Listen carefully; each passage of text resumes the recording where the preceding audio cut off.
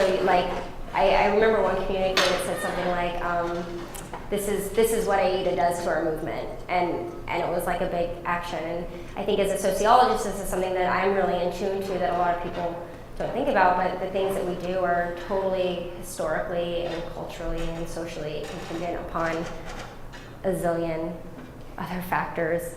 And I think in the case of militant direct action, it's very closely tied to repression by the government. A lot of literature and scholarship on repression and how it works, and the best explanation I like sees it kind of a curve, kind of like a horseshoe. So at a certain level, you don't need repression because the government might let everything happen, right? But if you start doing things the government doesn't like, then they're going to start repressing you. But if they repress you too much, then you're going to bounce back as a movement, and you're going to say, like Peter was saying, an action, something big happens, a lot of repression happens, and you're like, well, fuck it. If there's nothing I can do, why don't I just do the biggest thing I can do? And so I think things like AIDA, I think that yes, activists were successful and they were pissing off people with money, so we're going to have repression. But I don't think that it's these. I really don't think that it's necessarily the actions that they claim that it is. So they claim that all these really scary, horrific actions happen that put people's lives in danger. Well, nobody's ever been hurt by any of these. I have to guess some animals may have been hurt, like an insect or something in the building, but animals haven't, these people engage in these activities and rescue all the animals, make sure that these buildings are empty, they're careful. So the government says AIDA happens because people's lives are at risk. That's clearly not happening. So in that, Paul is wrong. But what Paul's right about is they are reacting to something, and they're reacting to a movement becoming successful in some ways. We have people becoming vegan, we have businesses losing money, and we have businesses having a little bit harder time making more money. So it's both, I think, at once. Just to reiterate your point, I think the only time you see this corporate-owned government response is when something effective is happening. If you're not feeling this so-called repression, that's my next comment, then really nothing's changing. And the corporations are perfectly happy to let everybody demonstrate outside the first shop once a year because they know nothing's going to change. And I think it's only when things start to change that you see things like ETA and the equivalent in California that was passed. I think the second point, though, is that I don't think we're under that much repression. I don't know why everybody's so afraid of ETA and all this government repression. If you want to talk about government repression, I mean, look at people who, look at the thousands of people that disappeared off the streets of Chile, or look at the people that were, murdered routinely in France because they had the nerve to fight the Nazis when they were there. I mean, I don't think people getting slightly longer prison sentences or people being targeted like the ETA 4, while I sympathize with them and I think they have a battle on their hands, I mean, I don't think we should confuse that with real repression. I think the bottom line is this is not something that should be getting people particularly worried, although unfortunately in our culture, anything that affects people's desire to stay on Facebook and stay at home and watch TV, is going to have some effect, unfortunately.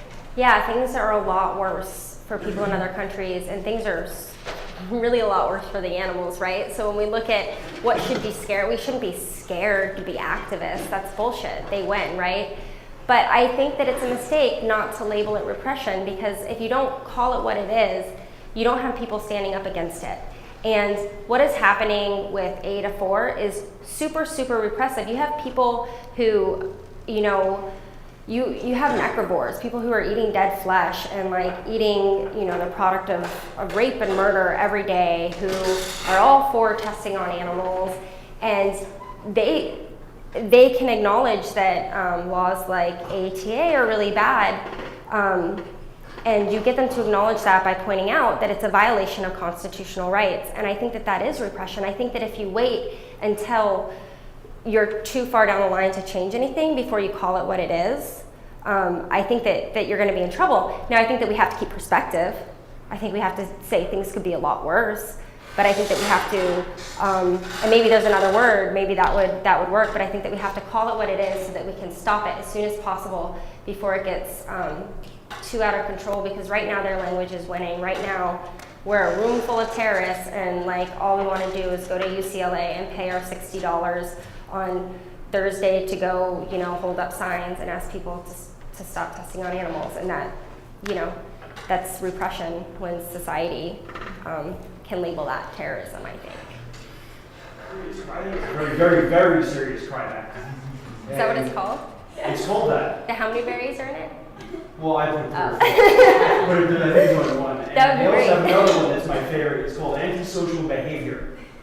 And they're very similar. They're enhancements, and they use them against animal rights people before. And and the activists over there, they really don't even take it very seriously. Very, very, very serious. And I don't know, they have a different attitude, and I think when they start throwing that terrorism around and everything, it puts that little the green scare effect into play that we should avoid.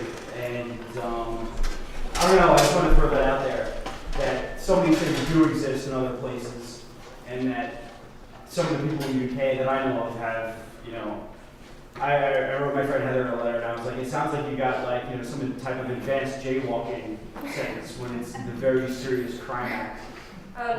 Yeah, I don't think, I think, I like Green is the New Red, I like Will Potter's site and stuff, but I think that it scares people. I think calling this what's happening the green scare, I think that it makes above ground activists, people who, I can't tell you how many people I tried to get people to log off Facebook for the next week and go out and do activist stuff. And so I, set up a little website and stuff, and I get all these really interesting emails from people like, is it, I put up a list of demos, is it legal to go to a demo? Should I cover my face? And that's the effect of the green scare. So, and that plays on what Jerry's saying, like if we call it repression, doesn't make it scarier. I think we need to call it repression so that we can stop it, but keep it in perspective and realize that we can't stop doing what we're doing. Especially those of us in this room who are doing above ground stuff really shouldn't be scared. Which we're not talking about right now. We're talking about protecting animal life. I feel like it's a cultural maneuver, but it's also a sort of encouragement because it shows how effective it's been. So much so that animal liberationists have to be in the same boat with 9/11 in order for people to take the anti-animal liberation seriously. Yeah, well, and what's interesting about what you pointed out, which a colleague pointed out in the first talk this morning, is that actually it never even talks about causing people harm, right? The entire act, all the punishments are based around costing people money and hurting property. But they do use this language and they do get it in, and people eat it up. I think that my parents, I had to sit down and chill out for about a week and just to accept the fact that I was writing a dissertation on this. There's just the amount of stress that it caused in them. You're going to work with terrorists? Well, I'm going to work with people like me who do activism like I do. And for them it was really hard because they think in their head animal rights activists are terrorists, but they see people holding signs outside McDonald's and they don't think of that as terrorism. But then as soon as someone brings up an animal rights activist, their head switches back to terrorism. 1984. Really what animal liberation would really look like. They had this punk music and they're running